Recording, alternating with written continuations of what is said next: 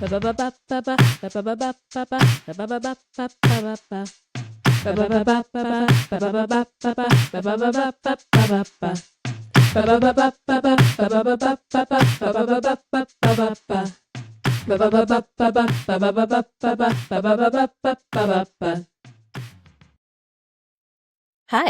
welcome to Up Your Nerd Cred. Did you used to know everything that was happening in the Marvel and DC universes? Did finding out that some superheroes are from Marvel and some are from DC blow your mind? Has keeping track of everything happening there? And then realizing that we're only talking about the comics universes, not the cinematic ones. And the different universes with their own multiversal crises have gotten a little bit out of hand? Well, don't worry. Up Your Nerd Cred is here to talk about the gods cosplaying as men, the men cosplaying as gods, and how much the cinematic universes are really leaving out. At the end of each episode, you'll hopefully know a little bit more than you did and can up your nerd cred. I'm your casual nerd host, CiCi. My kid's summer camp is about to be over, and I'm about to be raw dogging a toddler on a growth spurt. Pray for me.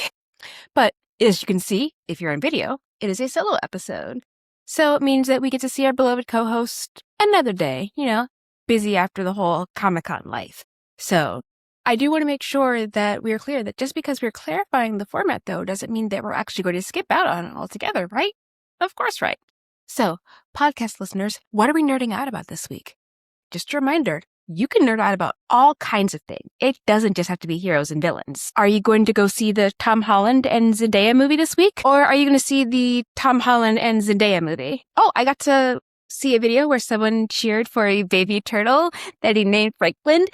And they got it all the way to the water, and it was so cute, even though there were like all these dunes. Anyway, also, if you are not like a WNBA fan, I don't know what to tell you because I saw Vi and Ellie on the same court, and it's almost too much for my bi-coastal heart. I have people in the Bay, don't make it weird. Anyway, what am I nerding out about? I'm actually nerding out about this joke that I saw on the internet about how Chris Nolan really likes time travel and getting back to Anne Hathaway. Like, I'm sitting there being like, this feels like a very silly theory, except for someone's like, all right, what happens at the end of the Dark Knight trilogy? Batman runs away with Catwoman, as played by who? Anne Hathaway. At the end of Interstellar, after he saved all of humanity and found his daughter again and kept his promise and everything, what does Cooper do? Steals a jet or steals a little glider thing to go find Anne Hathaway. And well, I mean, the Odyssey is about a man spending 20 years to get back to Anne Hathaway? Now, some of the detours on there were his fault. That's neither here nor there. But seriously, Chris Nolan likes getting people back to Anne Hathaway and time travel. So at some point in the future, we have to end up with some sort of time travel movie starring Anne Hathaway. Give me a second. I'm going to figure out some sort of Benjamin Button kind of thing for us to watch. And we'll be back to Up Your Nerd Cred. Welcome back. So there's been some discussion that I saw recently about whether or not there is a problem with Todd McFarlane and his wife because they have a 4-year age gap, but apparently they met when she was 13 and he was 17, and the 7 years that they dated before they actually got married. There's a lot going on there, and people are up in arms about it, in part because the tendency of folks to call out a lot of age gap relationships. There's been a lot of conversation dialogue about who counts as a groomer and what is appropriate or inappropriate. And it's really interesting to see how the media kind of thinks about all of this, right? So for example, one of the things that we have is kind of a cultural shorthand in America, right? Is basically the rule of half your age plus 7, right? There's a huge difference in what life stage you are and the independence that you have and how much experience you have. Now, it is worth noting that there are definitely times where you can hit that life stage and be at a point where you can be pretty equal, even if you are not necessarily, super close in age. A 27-year-old who meets a 37-year-old, their brains are both already formed and they have a much better ability to make those decisions about themselves versus an 18-year-old and their employer or their youth pastor or their teacher or their coach, right? There's plenty of instances where there's legal adulthood where there's a significant power imbalance. And yeah, that's a problem. Let's be honest, being an adult and having a fully framed brain are not really the same thing a lot, because adulthood, age of consent, all of those things are really like when you're like in your teens and your brain isn't really done forming until like you're in your mid-20s. So there's a lot. And that kind of big gap between the person who is still forming and the person who is already formed is really difficult, because there's a lot of abuse and manipulation that often happens with this kind of gap. And one of the things that I want to think about, like, why it is that gaps are sometimes there, I want to think about how the different reactions to age gaps have been over time, because I think that there's a lot different ways that we can think about how our media is telling us what it is that is an acceptable kind of relationship to have, right? So let's start with, honestly, the one age gap romance that people are probably thinking of first, right? Lolita, right? It is a 1955 novel written by Vladimir Nabokov. The narrator of the book, it's a gentleman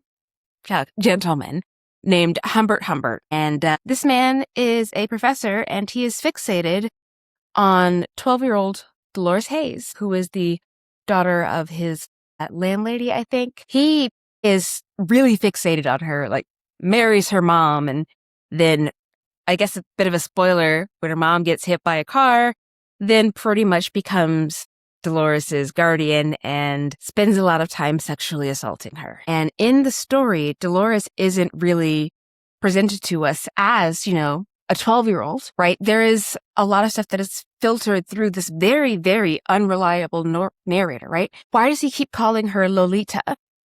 That is a double diminution, honestly, of her name. And it's him keeping her small. It's him, saying that he is like grand and tragic, and he's making active choices. He's acting as though this 12-year-old is unusually sophisticated, that she is grown for her age, that she's able to do all of these things, that she is the one who enticed him, in fact.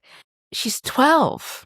And a lot of the ways that the story is represented in pop culture really turns it into some sort of tragic love story. And you think of a Lolita as maybe a young girl who is a little bit more sexually precocious than one might expect, right? But why might this young girl be unusually sexual for her age? Oftentimes happens as a result of abuse. And there's a certain amount of the misreading that is really happening that is not putting the abuse on Humbert and is mostly making Dolores not wanting to engage in a relationship with her stepfather as a 12, 13, 14-year-old. Jamie Loftus actually did a great Lolita podcast about this, right? And I'm not going to beat a dead horse too much. She did an excellent job on it. You really should go and check that out. But why is it that we're sitting there accepting the premise that Lolita is a love story when it is very clear that she's 12? Maybe it's because we kind of view her, again, because of the marketing, as being kind of older than she looks. Maybe she looks like she's 16 or so, right? So here's a question. Do we think that it is appropriate then for a 16-year-old to be involved with a professor? No. Well, there is a movie that came out in 2009, An Education, directed by Lone Shorfig. And it's based on a memoir by Lynn Barber, and then the screenplay itself was written by Nick Hornby, right? So in this movie, we have Carey Mulligan playing Jenny, right? She's 16. And you have Peter Sarsgaard playing David. And I don't have to tell you what a notable age gap there is with that one, but it is. And she's introduced to this adult man who is just saying, hey, I can give you access to this glamorous life. I can have you learn all about all of these different things. Just depend entirely on me. And it's okay because she's 16, right? Because the age of consent in England and Wales, where it's set, is 16. But even even British child protection laws know that being under 18 is a child. The laws of consent, the age of consent is a whole different can of worms to consider. But think about this. Jenny she's not foolish. She's not also she's not more mature for her age. She's not like, somehow mentally more grown than what she is. I mean, she wants culture. She wants travel. She wants to, do something bigger than she wanted. I mean, Belle wanted all of that stuff whenever she was talking about her poor provincial life. And David put himself in a way to be like, oh, I can give you access to all of these things. And you know what the problem was? David impressed her parents, and he made it seem as though he was not just a creeper. Incidentally, the man was married, had other children. Hollywood knows that the adult is supposed to say no. Think about this. In 1993, right? The Crush came out. What is The Crush? It's a movie, obviously, written and directed by Alan Shapiro, but we have Carrie Elways playing a 28-year-old journalist named Nick Elliott, and Alicia Silverstone playing Adrian, his landlord's 14-year-old daughter. Now, Adrian is actually crushing hard on Nick. The reaction that she's having as a teen girl, having a crush on an older man, not actually, a problem, generically speaking. A lot of times, teen girls have crushes on older men because they're trying to sort of figure out what it is they're into, project what it is they want, and looking what's kind of ahead of them, right? Adrian herself in the movie is actually dangerous and obsessive, right? But her aggressively pursuing him doesn't mean that it's okay for the two of them to get together, right? He's an adult. He is 28 years old. There is no reason whatsoever for him to be even considering doing this. And that's what, generally speaking, we expect. The teen makes an advance. The adult remains responsible for ending it because as the adult, you are aware of the fact that there is an imbalance and it is inappropriate. It's a problem, right? And one of the rare times, though, that they really had a good time in the media with making sure that we know that it actually is a problem. Did you guys see the movie Hard Candy? It's a 2005 thriller, right? David Slade, Brian Nelson, the director and writers, and Elliot Page, who was in girl mode at this point, is playing 14-year-old Haley Stark. And 14-year-old Haley is trying to have a relationship with 32-year-old photographer Jeff, played by Patrick Wilson. And interestingly, even though we are all aware of the fact that this is not okay, we kind of let it ride and see what happens. And then the actual horror comes in the fact that Elliot's character goes ahead and turns the table on Patrick's character and has actually trapped them in the room and is basically, doing the thing that they say on the internet that you're supposed to do to groomers and things of that nature. Now, I don't necessarily recommend that kind of thing. And realistically speaking, Haley's character didn't really frighten that many people away. But to be fair, neither did Chris Hansen asking people to sit down right there, right? There's a certain amount of it that is a recognition that this kind of predation happens. Just because this kind of predation happens does not mean that it is something that they can necessarily get away with, right? So moving on from Hard Candy, right? I want to think about a little bit American Beauty, because the other thing that I want to mention as we're sitting here thinking about and talking about some of the ways that the adult male pursuing this child will often characterize things, will often frame things, again, with like the Humbert style, is they are way more mature, way more sexually active, way more prepared for an adult relationship than they actually are. And realistically speaking, they are not. There's a lot of bravado that teenagers have, and they are not prepared. How do we know this? Because American Beauty. Now, that did come out in 1999. It was directed by Sam Mendes, written by Alan Ball. So we don't like Kevin Spacey because of the things that, are attached to his name. And I'm not necessarily saying go watch the movie, but he's like, his character, Lester, spends most of the movie lusting after his teenage daughter's friend, Angela. He knows that this girl is the same age as his daughter, and yet there's a whole bunch of rose petals and bathtub scenes and all kinds of ways that he is absolutely sexualizing and fixating on this girl. And then when he accidentally gets the opportunity to pursue this girl, turns out that she's actually very naive. She doesn't know what's going on and is a virgin. The sexual bravado that he was using to convince himself that she was okay to pursue was kind of a lie. You know why? because teenagers don't know anything about themselves and they're learning. So it's important for us as adults to recognize that we don't need to necessarily be doing any of this. But sometimes the age gaps are actually so ridiculous that I don't even know how to kind of parse them. I want to move away from some of the things that are a little bit actively gross to think about to things that are just like, why do vampires keep ending up with high school girls, right? Like Buffy, the Vampire Slayer, the movie itself was a Christy Swanson vehicle, but in that one she was like a senior. But Buffy the Vampire Slayer, the TV show, premiered in 1997, created by Joss Whedon. Blech. During the second season episode Reptile Boy, we have confirmation that Buffy Summers is 16, right? And that Angel is 240. Angelus is 240. And this 16-year-old girl who, can kick his ass physically, is apparently his equal somehow. And realistically speaking, the whole thing with Spike a couple years later is not that much better since, Buffy is only a little bit older and Spike is still a couple hundred years older than her. Yeah, the fact that he is still interested in her is very odd because let's be honest, if you hang out with high schoolers as an adult, you get really annoyed by them really quickly. Even if let's say it's not that crazy an age gap, right? Let's say that like the 15 years or so is a little extreme.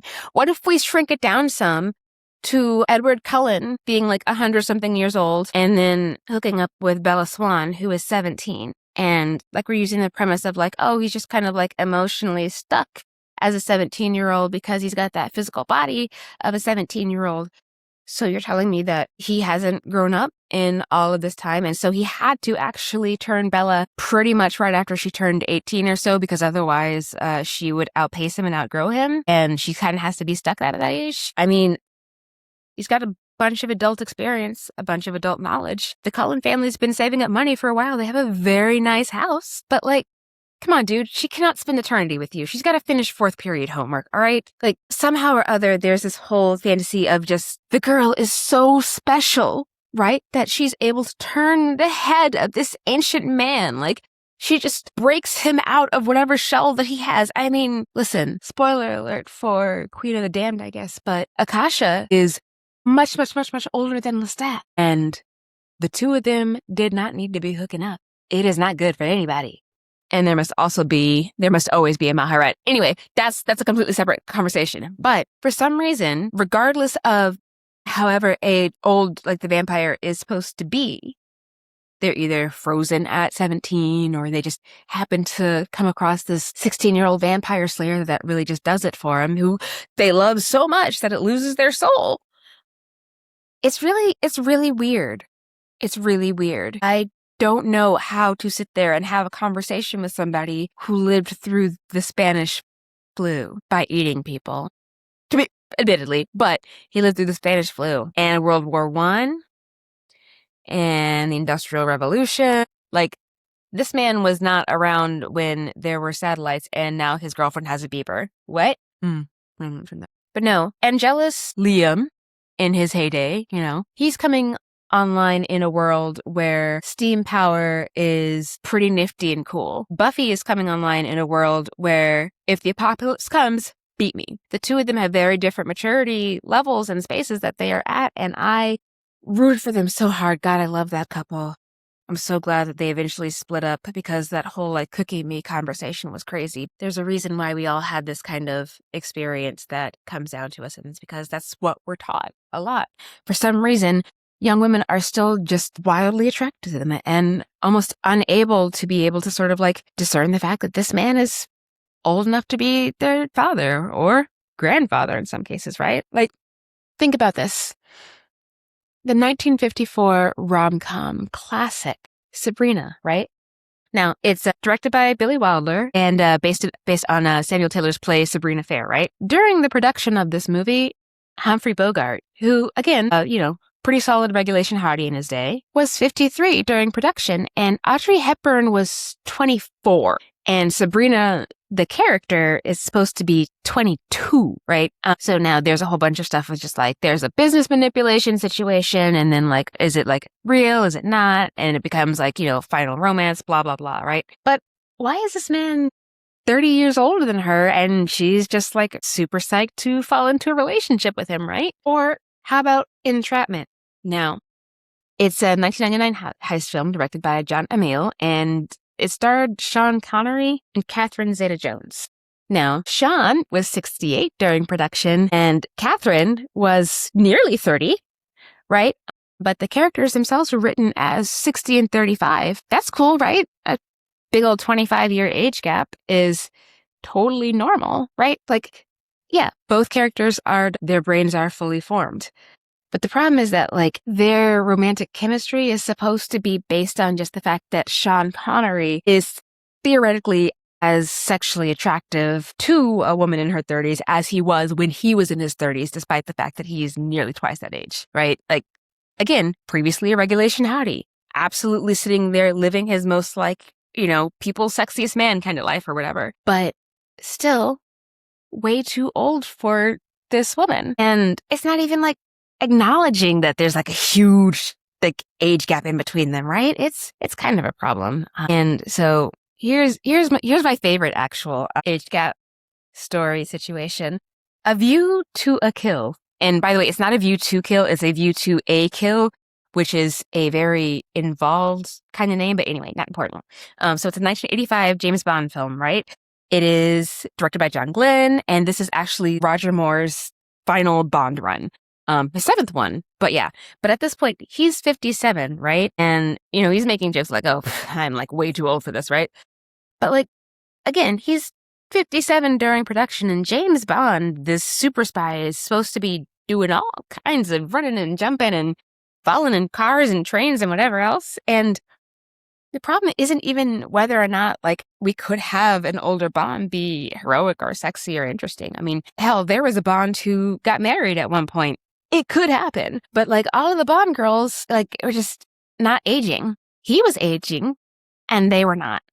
I feel like, they are just treating the girls in high school or something. But yeah, like, even James Bond, though, had to sit there and be like, yo, what is it that you're trying to get me to accept? Okay, like, realistically speaking, there is about a 28-ish year age gap between the Bond girl of this movie, Tanya Roberts, and Roger Moore. It's kind of nasty. Like, there exists, again, plenty of instances in which a teenage boy can, pursue an adult woman. A teenage girl can pursue an adult man.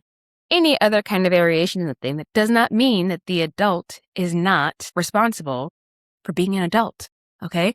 Teen performers exist in all kinds of, like, entertainment areas, right? They get adult money, and we actually have whole Coogan laws because their parents like to spend all of their money, but they're out there with long nights, long hours on set with a whole lot of adults. And there's a certain amount of, like, professional polish and time that you're, like, really spending together. Our pop stars, somehow Hollywood allows us to have our teenage pop stars dating men who are absolutely too old for them. Why was Mandy Moore dating Wilmer Valderrama when she was like 16, 17, right? Demi Lovato was absolutely too young to be dating Wilmer Valderrama, and yet he walked around with his head high, and he's not the most vilified member of the That 70s Show's cast. Hollywood as a whole has allowed a lot of absolute mess to happen. And one of the things I think is interesting to contemplate is Jerry Seinfeld dating a 17-year-old high school student named Shoshana Lonstein in 93. And the coverage wasn't, why is this man who is about to, have to get his joints checked, get his Metamucil, dealing with a girl trying to go to prom? They didn't have that. They had, is she mature enough to be dating him? Is she ready to date him? I don't really see Jerry hanging out with, like, teenage boys of that age. You don't really generally see a lot of these, like, older men with teenage boys. It's remarkable. And you know what? Maybe we need to give it to Gen Z, right? Gen Z as a whole have gotten a little bit more prudish than some of the other generations that came before them, right? grooming and age gaps as adults, again, makes them very nervous. It gets their hackles up, right? They've also grown up with this language. They recognize power imbalances. And so there's way less willingness to let things go in a way that, even when I was a kid, things happened. That's really cool, right? Like, think about this. Teen births and just teen sexual activity overall has fallen substantially, right? Like, think about this. Teen sexual activity has apparently declined from 2013, 2023. And the CDC attributes the broader decline of contribution to more teenagers delaying sex and sexually active teenagers using contraception. Although, to be fair, there's a certain amount of condom use that has declined. So, there's that. But I have a different theory. These are all important things, but I have a theory that because there was a shift to moving online into digital spaces, there's not as many opportunities for predatory adults to naturally be in spaces where teens are congregating. So back in the day, it used to be a situation where let's go to the mall, and you would have, your mall employees, you would have your teenagers, you would have people who needed to go to the mall. Everybody is there, and it's a very big mixing thing. And there's a lot of opportunities for you to meet people who are not in your age group, right? But there's a lot less of a third space kind of vibe for most teenagers at this point. And they spend a lot more time with their friends digitally than they do in, meet space, so to speak, right? It's really interesting because, you don't really have as many teen clubs. You don't have as many youth centers. The pandemic really messed up a lot more in-person interaction. And yeah, I think that there's a certain amount of it that has helped a lot of predatory people stay out of teen circles. So now they're able to invade digital spaces, right? Moving online doesn't actually make predators disappear. It changes the pipeline. Now, I am not saying that the death of the mall single-handedly caused teen birth rates to fall. I'm not saying that. But what I will say, what I do stand 10 toes down on, is that fewer unsupervised mixed age physical spaces might have made it harder for grown adults to casually become part of teenage girls' social lives. Because let's be honest, bronze was probably a hotbed of problems. So we're going to take a quick break, and we'll be back with our thrilling conclusion.